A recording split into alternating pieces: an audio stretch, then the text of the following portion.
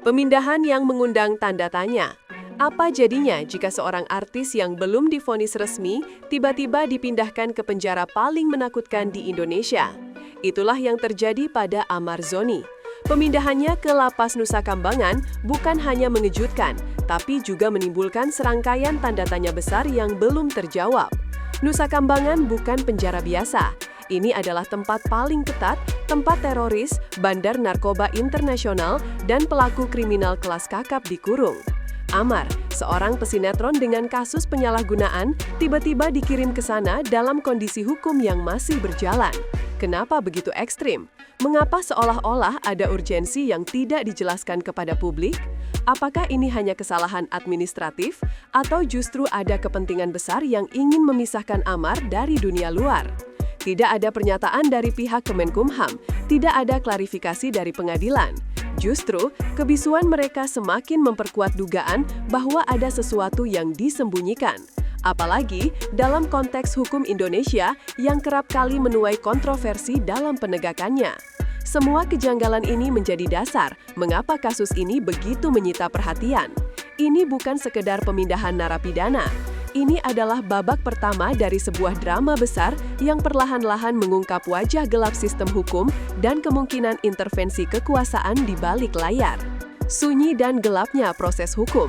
Yang paling mengejutkan dari pemindahan ini bukan hanya tempat tujuan Amar, tetapi juga bagaimana prosesnya dilakukan.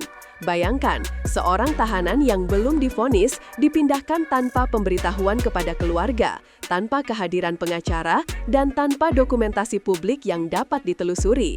Semua terjadi secara senyap.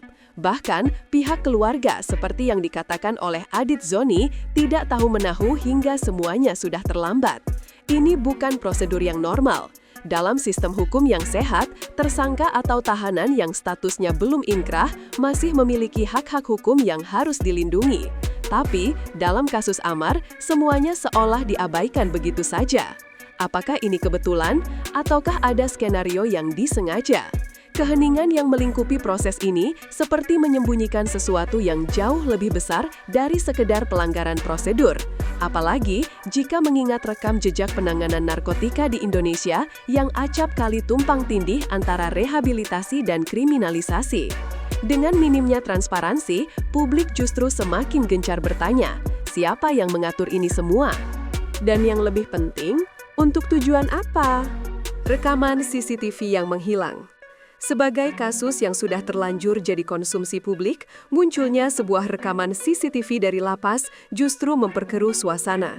Dalam potongan video yang sempat viral itu, terlihat seseorang berseragam memasuki area lapas pada malam hari, waktu yang tidak lazim, dengan situasi yang mencurigakan.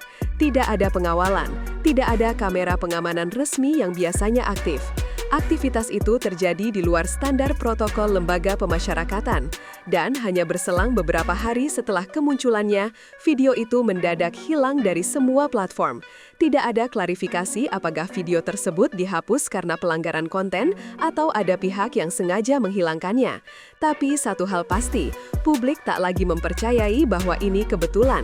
Video tersebut menjadi satu-satunya bukti visual bahwa ada aktivitas tak biasa di malam hari di dalam lapas, dan kehilangannya hanya menambah daftar panjang keanehan. Siapa sosok itu? Apa tujuannya? Dan yang paling menakutkan, apakah rekaman tersebut hilang karena menunjukkan sesuatu yang tak seharusnya dilihat publik? Disinilah opini publik mulai liar, dan spekulasi mulai tumbuh tak terbendung. Tiba-tiba, nama Haldi Sabri muncul. Seolah tidak cukup rumit, drama ini mulai menyinggung ranah pribadi ketika nama Haldi Sabri ikut terseret. Siapa Haldi? Ia adalah suami baru dari Irish Bella yang tak lain adalah mantan istri Amar Zoni. Tidak butuh waktu lama bagi publik untuk mengaitkan kasus hukum ini dengan dinamika kehidupan pribadi para figur publik tersebut. Spekulasi pun bermunculan di media sosial. Beberapa netizen dengan lantang menyatakan bahwa Haldi punya kepentingan dalam pemindahan Amar.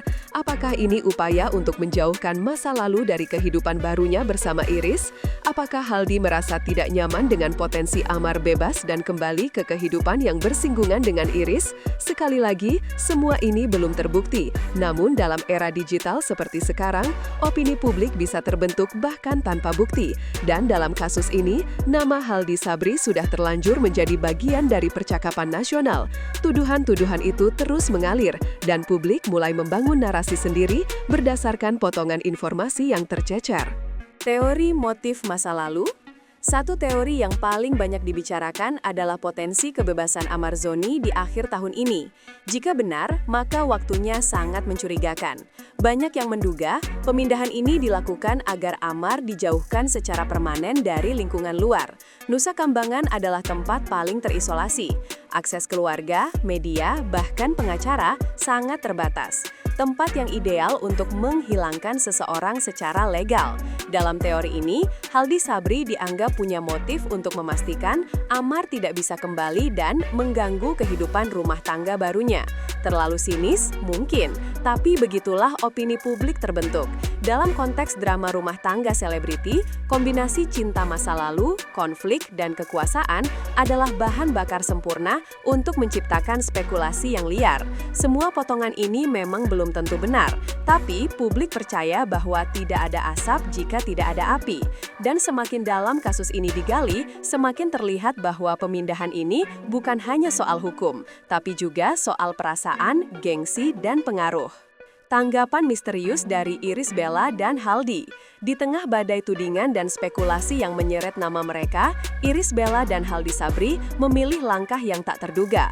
Mereka tidak menggelar klarifikasi di depan media, tidak juga menunjuk pengacara untuk membantah semua tuduhan. Sebaliknya, mereka mengunggah sebuah pesan di media sosial tentang fitnah.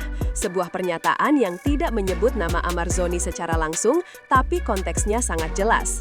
Dalam unggahan itu, mereka menyinggung betapa bahayanya fitnah bisa merusak nama baik, menciptakan permusuhan, bahkan dianggap dosa besar dalam ajaran agama.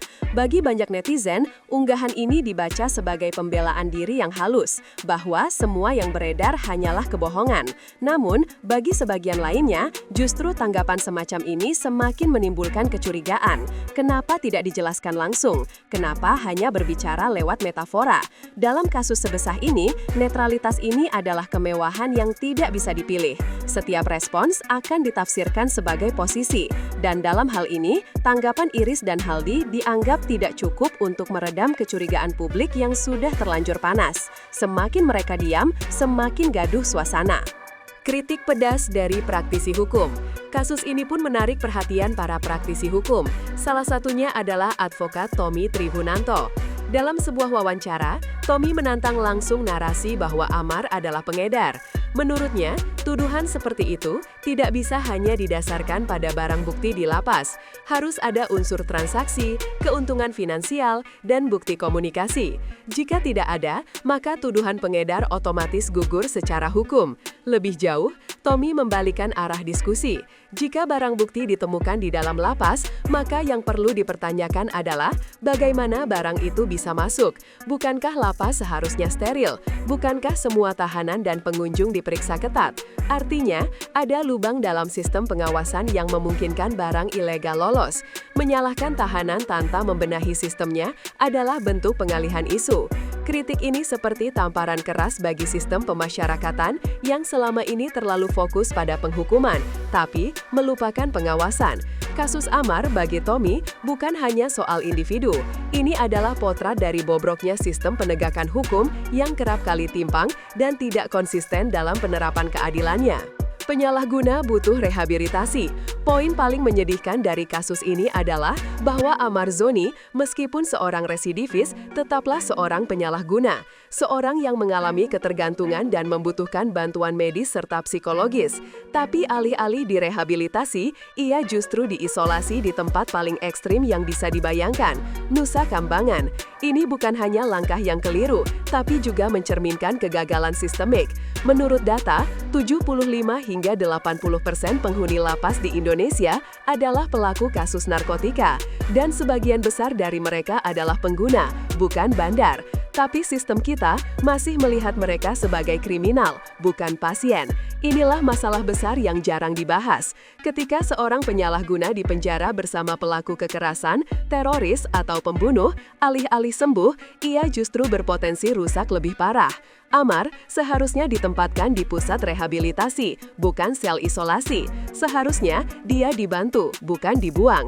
Dan dari kasus ini, kita belajar satu hal. Selama paradigma hukum kita masih lebih suka menghukum daripada menyembuhkan, maka keadilan yang sejati akan terus menjadi ilusi. Pertanyaannya sekarang, apakah Amar Zoni adalah korban sistem atau hanya awal dari kisah yang jauh lebih gelap?